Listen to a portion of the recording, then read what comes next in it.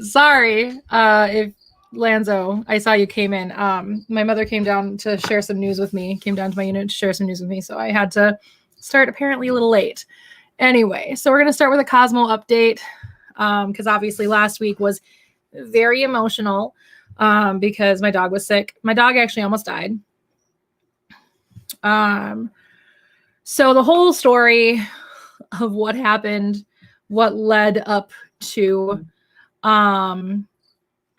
him going to the emergency vet was he had on Thursday started getting sick, and I was kind of concerned, so I set up an appointment to go see the vet, as you do, and the vet appointment wasn't until yesterday. And because obviously things are very strange. And so yeah, that's where he started getting sick. And what it was he started to urinate a lot. Like, he had to bug me a lot while I was working. I work from home. I sit right here 8 hours a day, 5 days a week, really 7 days a week, because I work a lot on my computer on the weekend too. But anyway, on my computer, not my work computer. Anyway, and usually when I'm working, he'll maybe bug me once during my shift where I'll have to bring him outside. But usually he's pretty good from the time I start to the time I end, and then he just goes potty right before, right after. Well, this time was a little different. He was bugging me a lot, and I was starting to get concerned and confused. So I set up an appointment with the vet. Vet didn't really think much of it. You know, I thought the worst of it was a bladder infection or UTI. Spoiler alert, it's a UTI.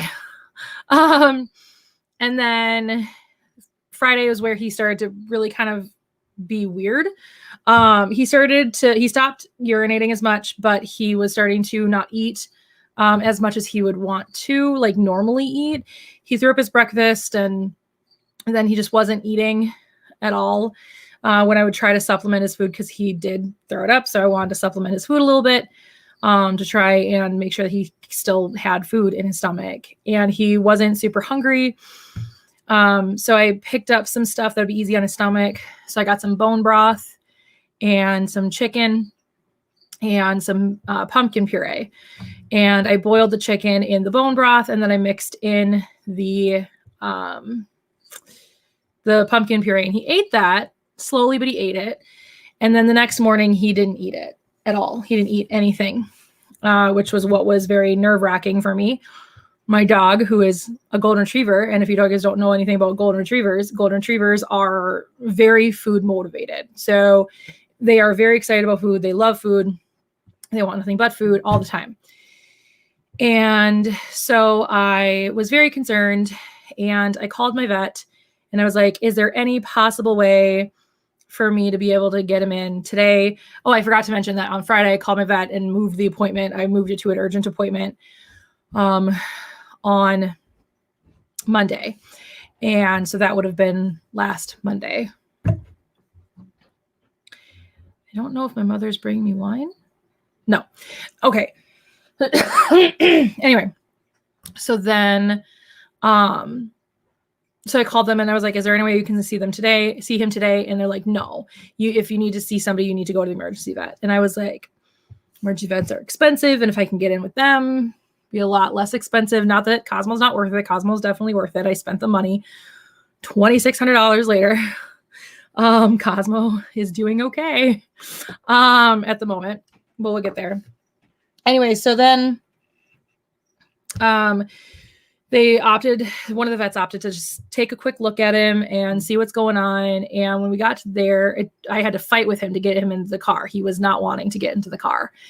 Finally got him out, or got him into the car, got him to his vet. And then his vet was like, no, you need to go to the emergency vet. He's like, his temperature is dangerously high. So off to the emergency vet we went. He spent all of Saturday and all of Sunday there. I picked him up Sunday evening.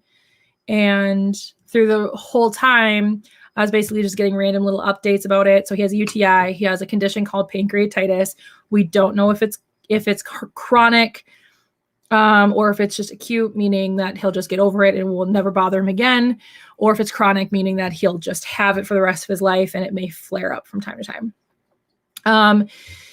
Which mean lots and lots of vet visits for the rest of his life. But yeah, so then basically all this week I've been spending, I went to work, I was working, but obviously I was working from home. But I spent the week basically nursing him back to health. He's pretty much back to normal. He's not eating kibble yet, but that's okay. I'm working on getting him food that he'll eat. I did find food that he will eat. He eats fine. He's been eating chicken all week, but dogs are omnivorous. So just eating chicken is not okay. He does need some vegetation in his diet. So I needed to get something fortified for dogs. I did find something that he eats, but it's very expensive. So I'm mixing that with the chicken and hoping for the best. Anyway, that's the Cosmo update. It's a lot. He's doing okay. I have popcorn. He's doing fine. He's still very sleepy. His arthritis is really bugging him right now. But he's doing better. He was on a lot of drugs when he came home. And today is the last dose. Tonight will be the last dose of his last drugs, which are the antibiotics for the UTI. But he was on painkillers that made him really, really high. It was ridiculous. He would wobble around. He was so afraid of going up the step, going out into the backyard, which is where my unit faces. And so yeah, just rough week. But yeah, he seems to be on the mend. He's doing fine. This entire week has been me just fearing getting out of bed, fearing that he wasn't okay. But every day he's been getting better and better. I celebrated when he pooped again for the first time since coming home. Celebrated. It's on my TikTok. You can go see it if you want. Yeah, there's a lot of updates, like real-time updates from the weekend and the week on there because I needed something. I was alone that day, which made it even worse. My parents were up at Lake Superior in Wisconsin, not in Minnesota. And because they're looking at properties up there for possible retirement in the future. And so they were looking at stuff up there. And so I was alone with all that happening. And I couldn't handle it. My mental health just took a huge plummet. It's finally back to some level of neutral at this point. I still burst into tears randomly. So FYI, if that happens, I'm sorry. But yeah, Cosmo seems to be on the mend. He's doing okay. I'm not saying he's doing great, but he's doing okay. Anyway, so let's move on from that. Wanted to give that update since obviously that was kind of a major thing when I posted that video just out of nowhere, being like in tears, panicking. Like that was genuinely like a panic attack I was having. I need to stop doing things during panic attacks.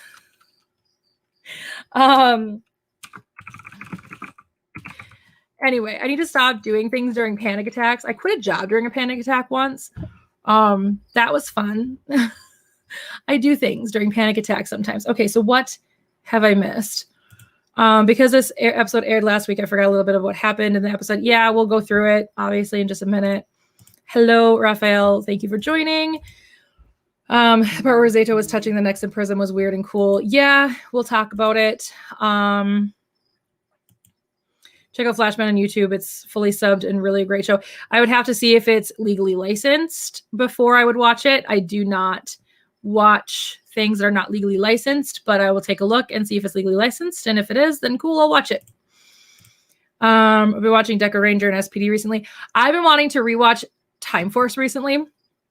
But I'm watching the season of One Tree Hill that Michael Copan is in, and he basically went from Time Force to One Tree Hill by timing. That's the way it would look. That's the way it would kind of work out. And maybe like 2 years outside of it, but the characters are so similar, but also so different that it would mess me up too much to have that. So I have to wait till I'm done with that. Yes, I'm glad Cosmo was also on the mend. Trust me, last weekend was one of the scariest weekends of my life. The only things that top it are when I thought I was dying and when my dad had his massive heart attack. So probably like third scariest experience of my life. So, and I mean, I know I have to face it eventually. He's almost 13. Like I have to face it eventually, but I was not mentally prepared to face it last weekend, and I'm glad I don't have to right now. I'm glad he's hopefully going to have at least some more time on this planet with me. Yeah, I know. Like I said, I need to stop doing things during panic attacks. Panic attacks are not fun. And I do things, my brain will sometimes want to do something during a panic attack that I look back at with like my not panicked brain, and I go, could have handled that better, and I just didn't. Like I said, I quit a job during a panic attack once. I do not recommend that.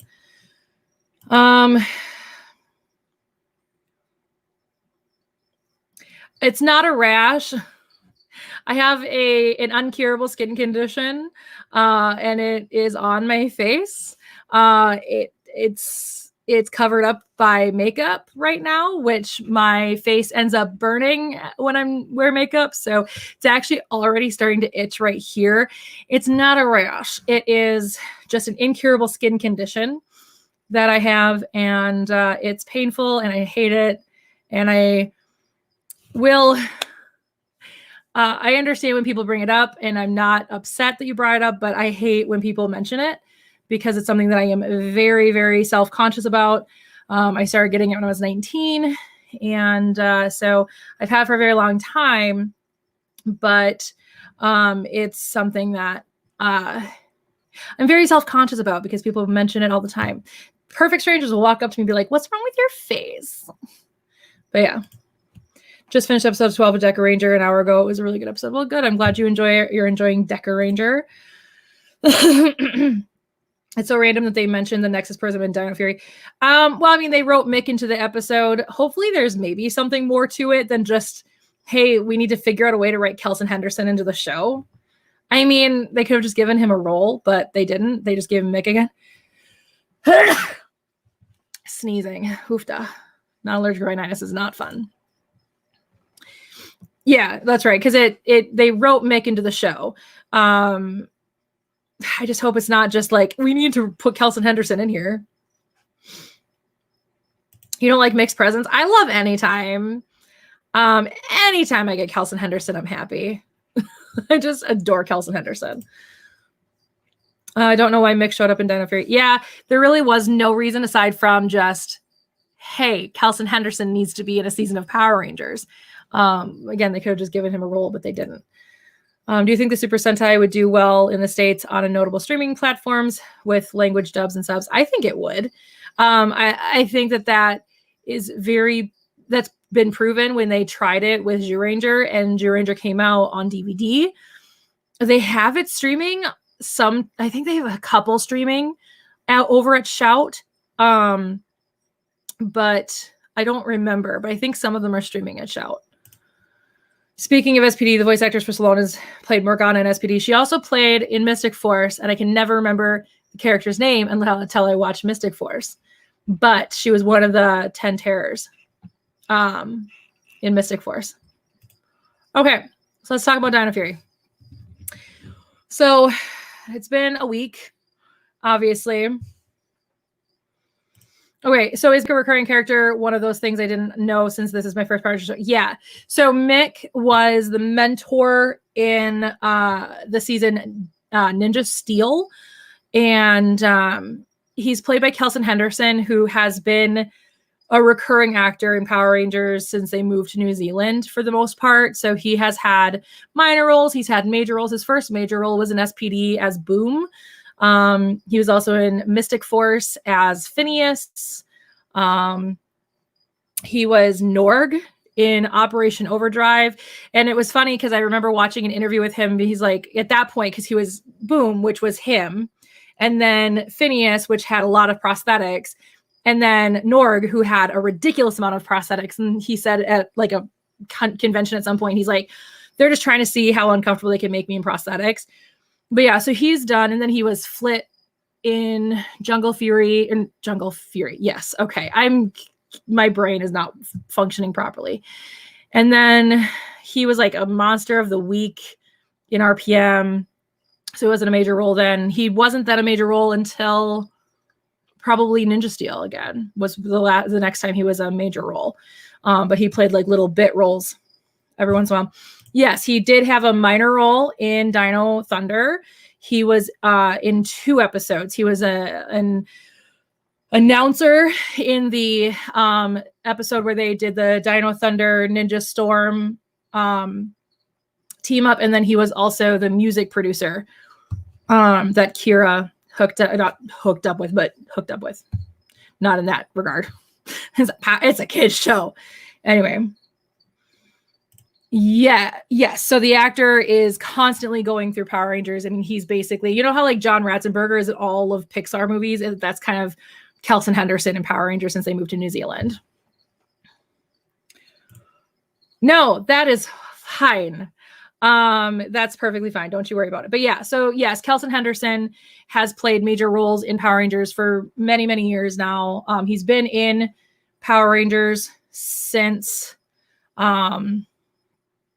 they moved to New Zealand back. God, I was still in high school when they moved to New Zealand. We'll talk about my favorite episode or my favorite moments of the episode. We always do talk about how I feel about the episode later. And then first Power Ranger season I watched was Samurai. That was not mine. I mean, I was like in the perfect demographic when Mighty Morphin came out. So that was the first season I watched. It was Mighty Morphin season 1. But yeah. I know a lot of people started watching it Samurai, which I thought was, I guess that makes sense because it moved to Nickelodeon. And maybe that's why, because that's the first season on Nickelodeon. So maybe that's why, because more people have Nickelodeon than the Disney Channel, I think.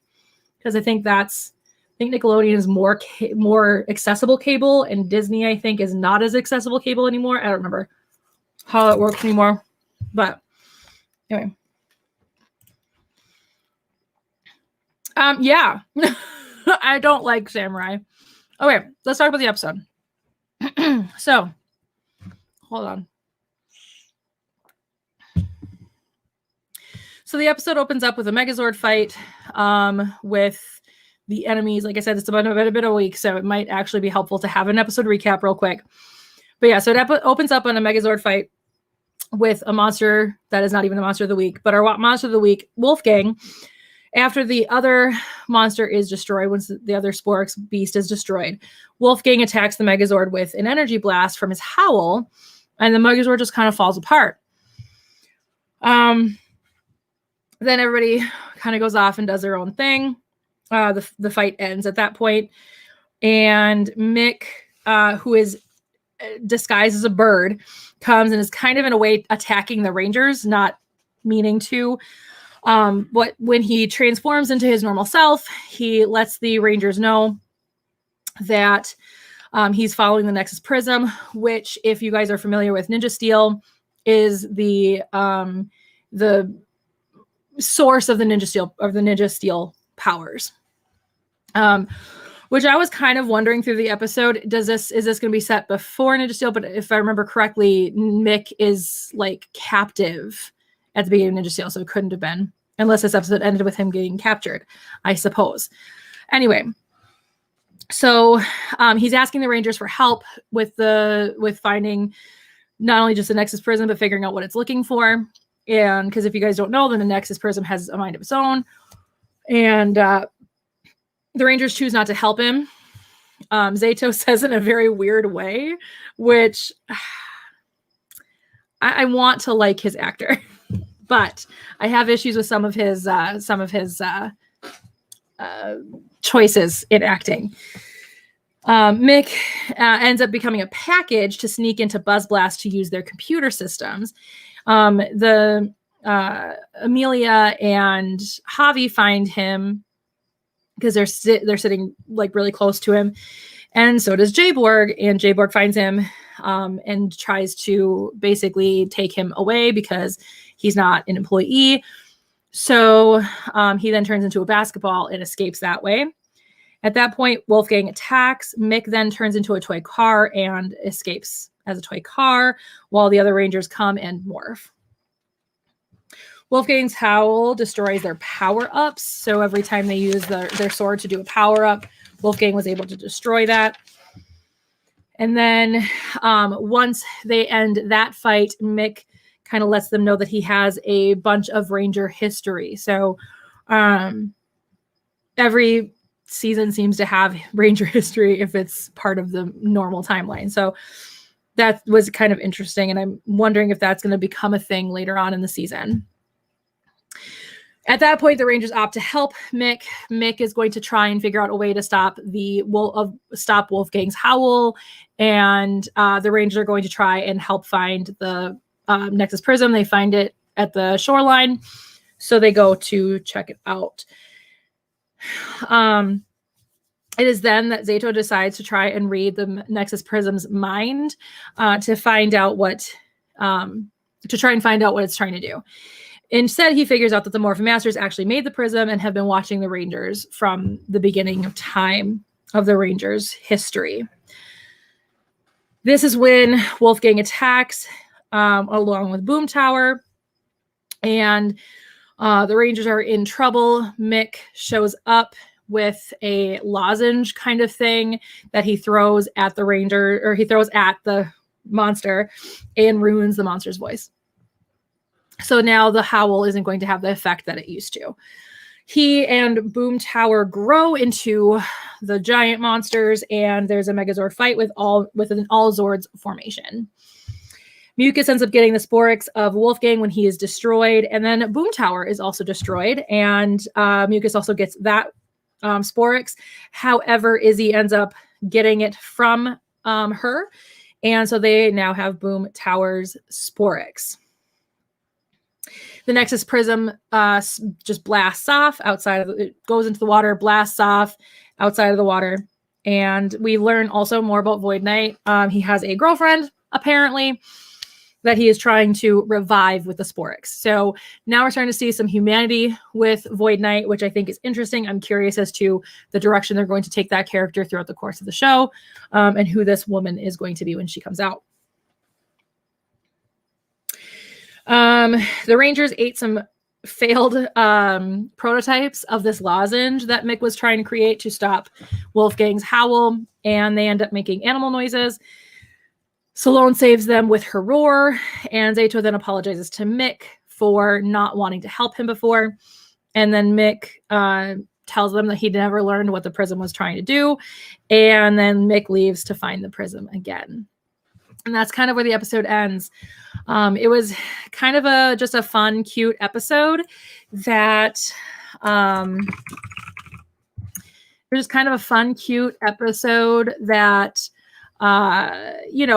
involved just a character from Rangers past.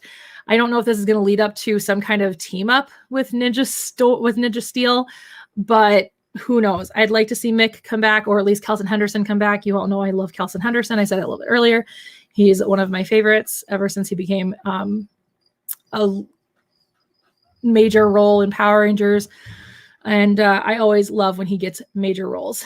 But yeah, so that's where that is. And so that leads into things I liked about this episode. I really like the integration. There it is. The integration of Mick. I really liked that. I felt like he had a very good role in the show. Very similar to the kind of role that he had in Ninja Steel, which was helpful to the Rangers, but also just kind of eccentric, which I love. And I think that Kelson Henderson does such a great job of playing really cartoony characters, which is why I think it really worked for him in previous seasons, as well as this one, or as especially now playing Mick again quite a few years later. So I thought that was a lot of fun. I just really liked that he wasn't like, one thing that I've noticed about Power Rangers lately is whenever they do have previous characters come back in recent years, it does definitely feel as though it's just fan service cameo kind of situations, starting with the 20th anniversary. Like, there isn't great integration of the characters, of the older characters with the new. And I like that he was such a main role in this particular episode, that he had a driving force. He was the story. And I really like that. I have always really liked when they would do things like that, really integrate the characters into the story. But that's something that Power Rangers has struggled with over the last few team up situations. Definitely more fan service than it is actual proper integration into the show. I really liked that. I liked any scene with Mick. I didn't love the constant changing of his form. I felt like that was a little much, but I just love any scene with Mick. I know a lot of people don't like Mick. That's fine. I don't care if it's Mick. The only reason I love Mick as much as I do is just because Kelson Henderson, and I love Kelson Henderson. He's incredible. He's such a good character actor. He's such a good comedic actor, and he's such a good cartoony actor. So I really appreciate that. I really like him a lot. Anyway, things I didn't love about it. There was really no repercussion from the Megazord falling apart. Like, the Megazord falls apart in the first scene of this episode, and they're like, oh, well, let's just call the Megazord. And I'm just like, but it literally fell apart. Like, was there no need to fix it, to just fix itself by magic? Like, what happened there? Again, let's just talk about Russell's acting just a little bit. His acting for the most part was fine in this episode. One part that I didn't like was when he told Mick that they didn't have time to help him. It almost feels like he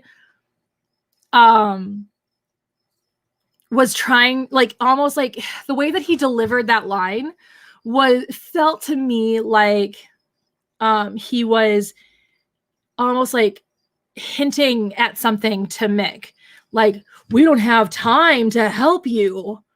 Like, almost like I expected them to sneak off and talk because maybe they knew each other, and that obviously didn't happen. But like, the way that he delivered that, just I don't know. I don't love his delivery in a lot of situations. Like, his delivery feels really, really, really, really weird. Anyway, those are my thoughts. Let's jump into the comments here again, and let's see what people say. So this is where I left off. So, your least favorite Pink Ranger in Power Rangers. I did an entire video. I think that video is live, but there is a video that I did ranked all the Pink Rangers. You can go check that out. Pretty sure mine is too. I don't remember. It's either Mia or it's Sarah, right? Sarah's the Pink Ranger in Ninja Steel. I don't know. I don't remember Ninja Steel. I remember Mick. That's it. And the Nexus Prism. But the only reason I remember that is because it was literally in this episode. I remembered that it existed. I didn't remember what it was called. Your favorite line was pleased to meet your hair. Yeah. Power Rangers can come up with some cute one-liners, and I like that. What is the first Sentai you've seen? First Sentai I ever saw was Zyuranger. And then Jetman after that. Gokaiger, which was better than Super.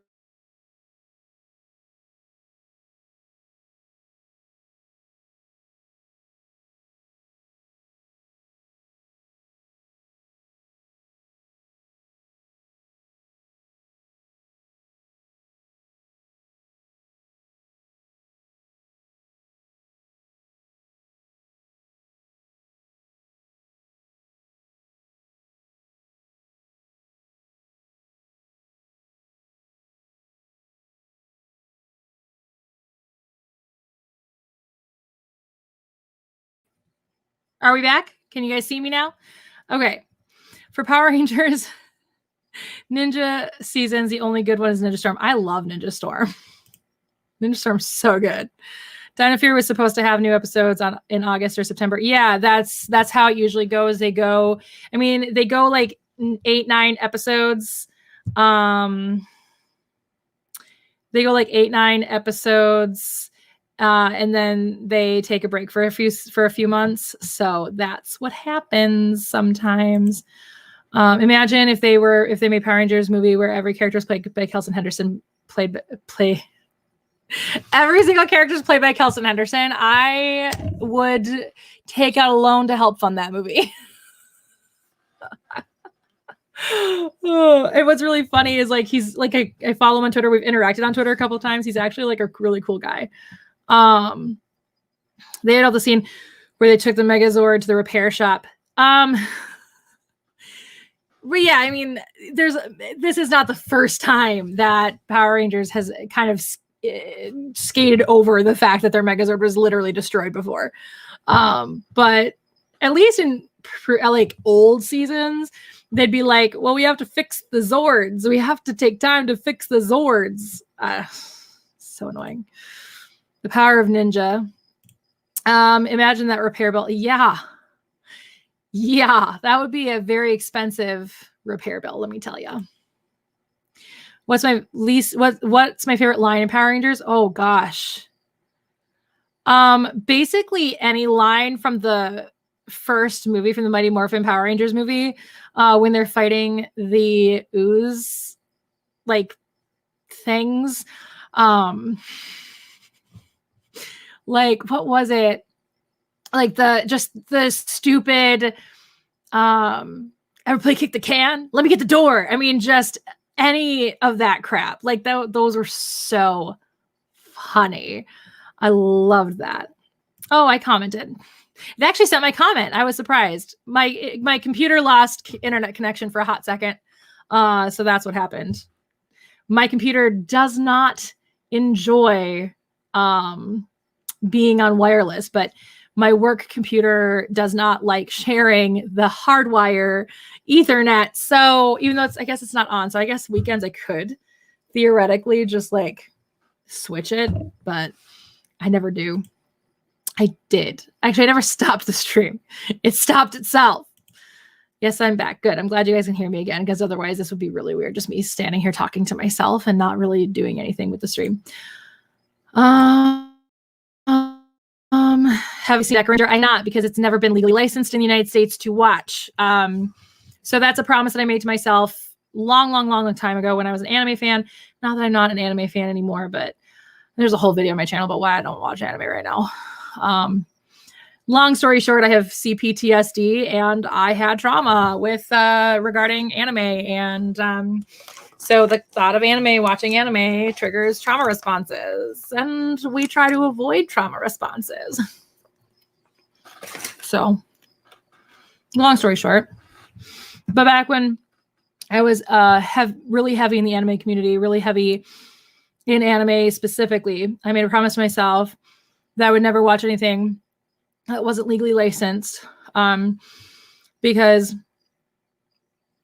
the money made, if there's money ever made from that kind of stuff, it does not get produced to the correct channels, and the people who slaved for hours and hours and hours and hours to make it don't get the money. And for me, my personal choice is I don't like that. And I don't necessarily believe just because it exists, it belongs to, like, I have the entitlement to watch it. So I have no problem myself waiting for something to be legally licensed here in the United States. Or really just anywhere. I would buy something from Australia if I could. I would buy something from the UK if I could, as long as it's legally licensed. That is my personal choice. I know I used to push that agenda on a lot of people, but I've learned and grown, and I understand that people place that line in different places. For me, it's a very steady line of it needs to be licensed in the United States before I'm going to watch it, because I want the people who slaved over that product to be able to get my money. And so that's how I feel about it. It's more for time is probably the most iconic line. That or more phenomenal. I have news is good. I love that first movie. I'm sad it's not technically canon. What does legally licensed mean? So legally licensed means, so there's a product from another country that other companies in other countries. So for example, let's use Shout as an example, since they're the ones that are legally licensing the Sentai. So you have the Sentai by Toei. Toei makes a deal with Shout for them to produce and distribute a subtitled version of their show for an American audience. So that being said, they produce, so Shout then gives Toei money, as well as, I mean, there's a lot to these deals, and there's actually more than just Toei and Shout. There's a lot of in between. They also have to get the rights for the music. They also have to get the rights for how it was filmed. I mean, there's a lot of different things that they have to actually get the rights for, and it's very expensive to do. And which is why you'll notice that sometimes things just end up stopping, just like Shout has stopped production on Super Sentai. Nobody knows why at this point. There was something that happened between the Hasbro Saban switchover, because obviously Saban is also involved, as well as Hasbro now is involved with that licensing as well as Shout, because Shout also has to license distribution from the actual production company, because they don't produce Power Rangers. They simply just distribute stuff for Power Rangers, right? So anyway, so essentially what ends up happening is Shout will pay money to Toei in a very simplistic explanation of licensing. Shout will pay money to Toei to be able to produce and distribute this subtitled version of the show. And that means then every dollar that I spend on Super Sentai DVDs will go to Shout, which means that they then will give more money to Toei to produce more. So that's essentially what that means. There's a lot of involvement. Like I said, it's a lot deeper than just that, because again, you have to take into account Hasbro, you have to take into account Saban. I don't know what the purchase agreement obviously was with what the purchase agreement was with Disney and Saban for Saban to buy it back. So I don't know if Disney still owns a portion of their stuff. So technically, if Disney owns even a portion of their stuff, that means that like Hurricane that just came out, Ninja Storm was a Disney produced season. So does that mean that Disney also had to be involved with that deal? Like there's a lot of moving parts to licensing. I'm not even pretending like I actually understand any of it. I understand it to a very simplistic point of view. Just because I'm friendly with people in that field, in that industry. So again, though, I don't know if that's legally licensed. Like, I don't know if that's properly streaming. I'd have to do more research on it. But yeah, there's a lot of things that are not necessarily legally licensing stuff, in which that can happen.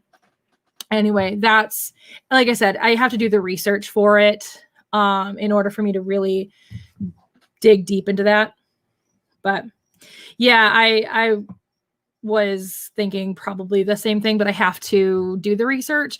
And like I said, if other people draw their line elsewhere, like they don't mind watching it from something that's not a legal streaming site, and then when it becomes available, they'll buy it. That's, like I said, it has everything to do with where you draw your line.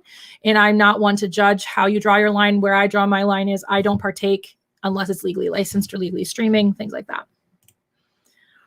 I would love to have Ivan Ooze come back. I would love to have Ivan Ooze come back in the canon. Because, I mean, theoretically, it could just be like an alternate universe. We have alternate universes in Power Rangers. So maybe that was an alternate universe Power Rangers where it can be canon. So the real Ivan Ooze might still be locked in his little egg underneath the city of Angel Grove. That'd be really fun. But yeah, so that's my thought. Those are my thoughts on Dino Fury, this episode that aired last week. It was really nice that was like the mid-season finale, because it really allowed me to get caught up this week, given the fact that Cosmo was going to be okay. Because I don't think I would have made this stream if Cosmo wasn't okay, because I would just be in a little ball on this bed back here. That I know I would. So, but yeah, Simon, I enjoyed this episode. It wasn't terrible. There were just moments that I didn't love about it. Also, you might notice my hair is a little bit shorter. I did have a friend cut it, and I do want to just say something about that because I pre-recorded a bunch of videos. It's like the video that went out on Thursday. I didn't make that recently. That was like a month ago that I made that video. And there's one I have to film today that's actually going to go up on Thursday. But yeah, so if you just all of a sudden my hair grows again, just be aware that's pre-recorded. It's not about something bad happening. There's nothing that is bad that happens. I mean, you can get viruses. That's not the problem. The problem is that with something that is not something that legally licenses something, if they're making money off of it, number one, that's illegal. But also number two, that money doesn't then go to the creators. That doesn't go to the people that have slaved over. I mean, I studied film. I don't know how Japan does stuff with filmmaking. I don't know the parameters of that, but I literally, that's what my degree is in, is literally film. And so I know the work and the manpower and the money and the hours that go into making movies and television shows. That's literally what I studied. And in my personality, my mindset is I want to make sure that if I am doing something that somebody else created, if I am doing something with somebody else's art, I want to make sure that the people who slaved over that art get their rightful money.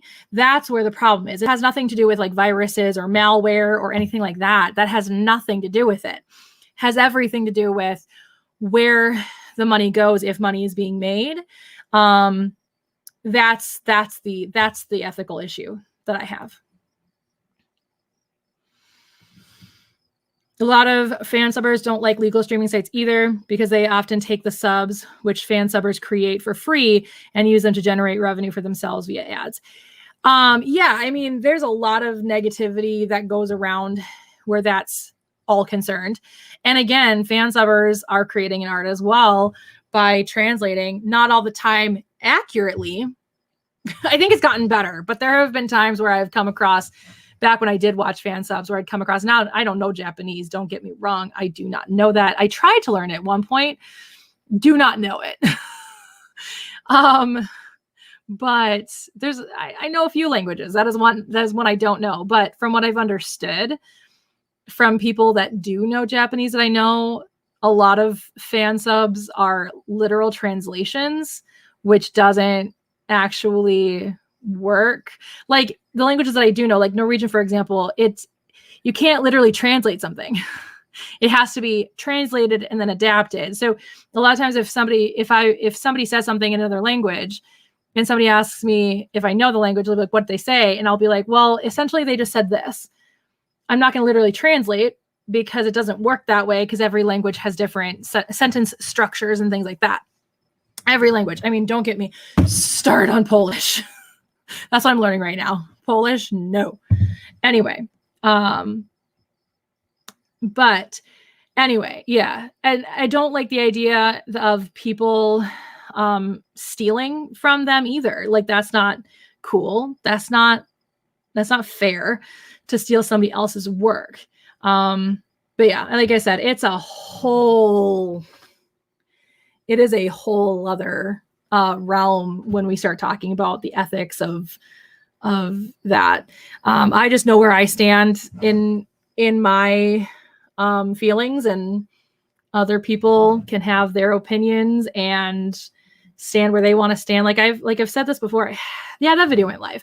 The video that I did with my friend Sari, who is an actual conservationist. We talked about conservation and is veganism correct, and is that the easiest way to lower your carbon footprint? It's not.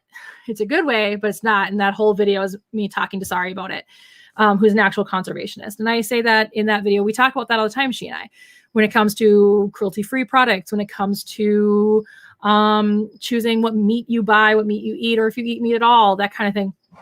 It's all about where you draw your ethical line.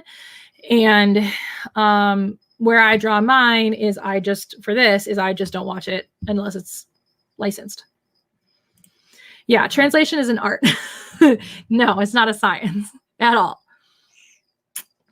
And I'm glad I got to know that from such a young age, because I grew up with, well, I would have grown up with two grandparents that spoke Norwegian as a first language. English was their second language. But my grandfather, my dad's father, there we go, my paternal grandfather, died when I was very young. He died like 3 or 4 days after my 4th birthday. And then my grandma just died back in 2017, my maternal grandmother.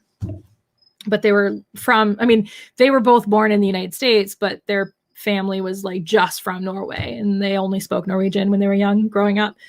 I think my grandma learned English before my grandpa did. And then I have my Polish grandfather too, who passed away back in 2007. Now that I'm learning Polish, I wish I would have known it back then, so he and I could have had conversations in Polish, but he mostly spoke English. I don't even know if he actually knew Polish. I know his parents did, but I don't know if they ever taught him Polish or if they just integrated him completely into English. But he lived in a Polish community, so I got to think there was Polish spoken there. I remember once when I was watching a J-drama, the translators were misheard bimbo poor and translated the line to we're bimbo. That's fantastic. See, that's the kind of thing, because again, translation isn't a science, it's an art. Because not only is it translation, but it's also adaptation. And that's the other thing too about the adaptation aspect, is you also have to formulate it in such a way that it will work for an American audience. Because if you're going to try and sell it in an American market, you have to also translate it in such a way that it will also be bankable in an American market, which a lot of people don't like about like dubs, for example. I mean, I'm not going to get into a conversation about anime because it's just going to trigger trauma, but that's one thing that people were like, what people would say that they hate about dubs is that it just Americanizes it too much. I'm like, but that's the point. Like, if you're going to sell it in an American market, you have to make it understandable to an American market. Anyway, I digress. Like I said, I don't want to get into a conversation about anime. It's just going to trigger trauma. Anyway, so, but yeah, so there's a lot to that. I don't know if you guys want to continue the stream. We've been going for a little under an hour. It's been 47 minutes, but I'm not sure what else to talk about at this point. I want to eat my popcorn because I haven't eaten popcorn in years. I really like my homework from a dietitian, because my dietitian just keeps telling me, just eat things you've not eaten in a long time because people told you it was unhealthy. Okay. Because we're trying to escape diet culture and we're trying to intuitively eat. And so I'm supposed to eat things that I have been deemed unhealthy, that I have deemed unhealthy, which corn is one of those things, because I need food freedom. So it's the best way to overcome binge eating disorder, which is what I have. Which is funny because I learned from my therapist that it's actually a trauma response. So it's actually just a symptom of my CPTSD. So yay. I don't like it though when subtitles are too localized. I think that if you're going to watch a foreign show, you should be willing to learn at least a few. Yeah, I agree. One of my favorite things about learning other languages is learning about the culture of that world. Like I said, I mean, I grew up with technically one grandparent, but I had two grandparents that were raised in Norwegian communities. And so I grew up with a lot of Norwegian culture. And even though I'm not 100% Norwegian, but I'm mostly Norwegian. And that's only just because I have two grandparents that were literally just from Norway. But anyway, like I love learning about other cultures because of that purpose, like I do. So I agree. However, you also have to look at it from like the bigger business point of view, which I know most people don't like to look at it from that point of view. But if a business wants to make money, they're going to have to make it as bankable as possible. And so unfortunately, it ends up becoming too localized for that purpose, because they want to make it as broadly American as they can so that they can try and sell more of it. So not that I'm saying it's okay to do that. Or not that I say that I agree with it. However, I understand the parameters. I understand why they do that. Because I also grew up with parents who, well, my parents and my grandparents, my mom's parents, my Polish grandpa and my Norwegian grandma owned businesses. So my parents owned a multi-million-dollar candle company when I was young. And my grandparents owned a very modest repair shop for cars. So, and a car wash. So I also grew up with just business speak in my life. So it's just kind of second nature to me to like think of it from a business, from like the wider business, from the big business point of view. It's just natural for me to think that way. Because I grew up with that in my life. All right. Is anybody else still here? Or is it just me and Kitty? I don't know. I might end the stream though. I am very tired. I don't know why I shouldn't be. I slept in. Maybe that's why. I forced myself to sleep in. I woke up at my normal time and I was like, no. And I went back to sleep. So anyway, that's where I'm at. Maybe I'm going to go take a break. I need to film today too. So I need to film a video that does need to go up on Thursday. So I do have to probably end it eventually and film, but we'll see. I was going to film it last weekend. We see how well that turned out. But yeah. Anyway, I'm going to change this to... But yeah. So lots and lots of aspects to the concept of licensing and subbing and dubbing. Lots and lots of things. I really love popcorn. I missed it so much.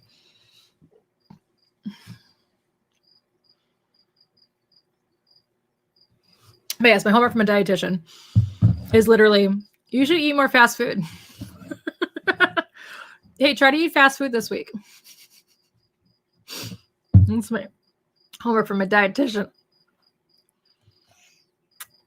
Because the concept of intuitive eating, from what I understand, is if you do not put moral value on food, if you don't put moral value on food, then you're less likely to binge, because you tend to binge. If you talk to a binge eater, most of us will say the things that we binge on are the things that we're not supposed to eat. So the idea of me overcoming my binge eating disorder is to stop putting moral value onto food. So there is no such thing as healthy and unhealthy. There is nutritious and less nutritious. This is definitely more of a fun food than a nutritious food, but there's still nutritional value, like carbohydrates. And butter has some fat in it and probably some protein. I have to look. So all 3 macronutrients is a snack right here. All essential macronutrients. Now, granted, is there a way I could get all macronutrients in a more nutrient-dense way? Absolutely. Do I want to eat popcorn right now? Absolutely. It's so much fun. And that's what the video going up on Thursday is all about. It's my journey into intuitive eating. So it's on my mind because I have to make a video about it. Go make some if you have some. It's delicious. This is movie theater butter. And it's delicious. And I forgot how much I love movie theater butter because I don't go to the movies right now. Which is somebody who literally studied film. It's been a long time and I need to go back to the theater.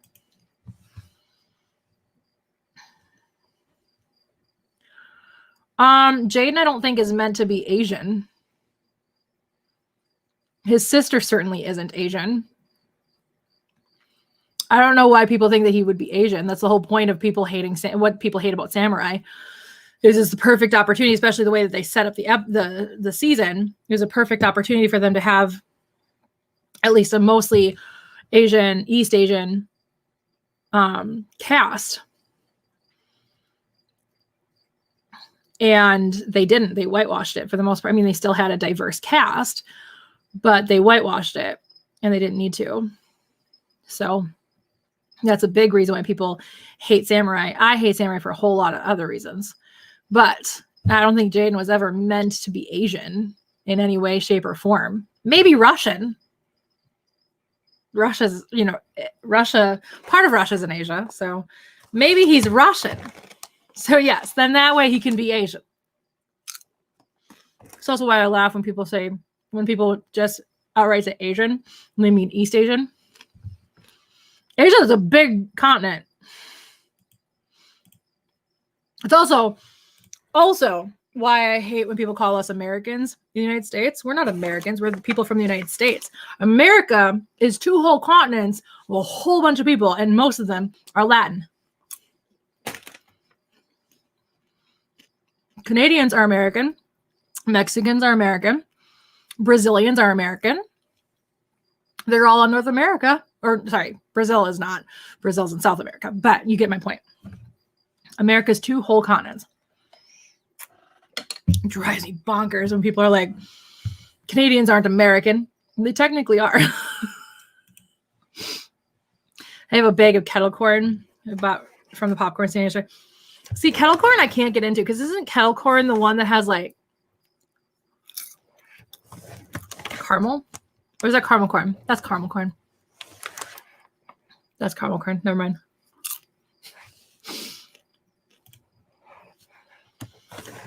Exactly. I know. It's so. The people from the United States, we are some of the most entitled human beings on the face of this planet. We think we are entitled to the entire continent, the 2 entire continents that make up America.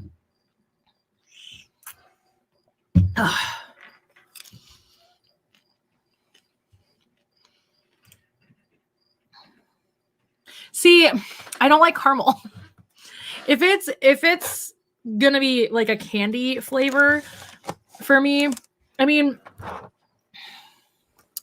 I like hard candies, but if it's anything aside from that, it has to be chocolate or else like you lost me, friend. I don't like caramel. I'm a weirdo. I'm a weird person. I understand how weird I am. I don't like caramel. I'm very weird.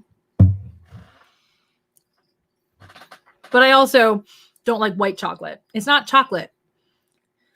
Call it what it is. Vanilla with a slight hint of cocoa.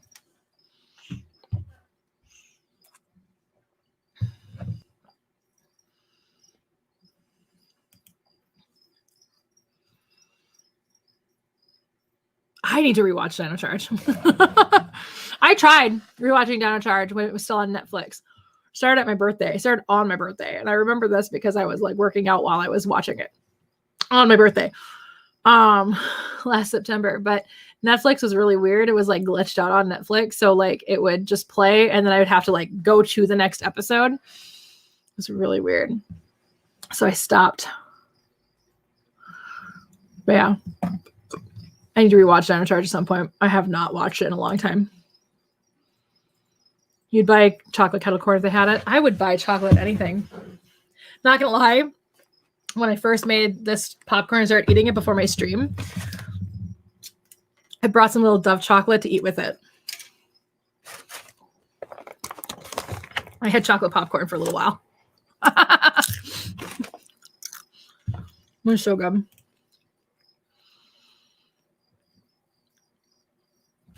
Killer clowns from outer space. I said a reference and I'm not understanding. My brain isn't functioning. I'm sorry. I've been through a lot this week. I'm still coming down from a lot of anxiety. But yeah, I don't know. We're nearing an hour. I think I'm going to end the stream here. I know that I'm getting wine eventually. And some hors d'oeuvres before dinner, even though obviously I have this, but I'm not going to eat this entire bag because if I do, I'll get sick.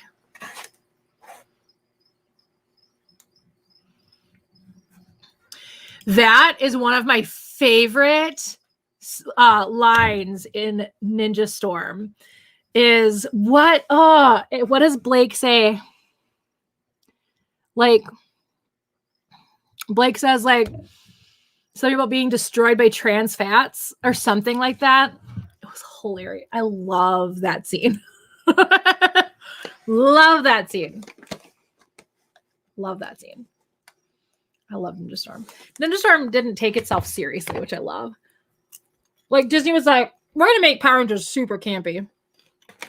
Not that it wasn't campy before, it was. But Disney was like, Power Rangers is just camp now. That's all it is. Just childhood camp. Oh my God, Ninja Storm's so good.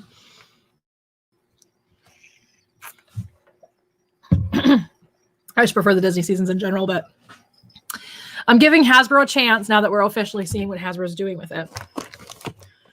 Most people are like, man, they did most of Beast Morphers. I'm like, yeah, but Saban still did all of pre-production for Beast Morphers, which included story creation, most script writing, and casting. And not only that, but Judd Lin was still the showrunner, so he still had a Saban agenda because, you know, Judd Lin is Judd Lin. So now that it's pre-production was done by Hasbro and Simon Bennett's a showrunner, now I feel like Hasbro's truly in charge of Power Rangers at this point, starting here with Dino Fury. Wow. Yeah. All right. I think I'm going to end the stream. Thank you all for coming. I'll see you guys all next time. I'm not sure if I'm going to stream every single weekend now that what is it? What are we watching? Dino Fury is on a mid-season hiatus, but I probably will pop on every once in a while when I feel like it. But I've got a lot going on this summer too. Sorry. I've got a lot going on this summer. Major things happening next month.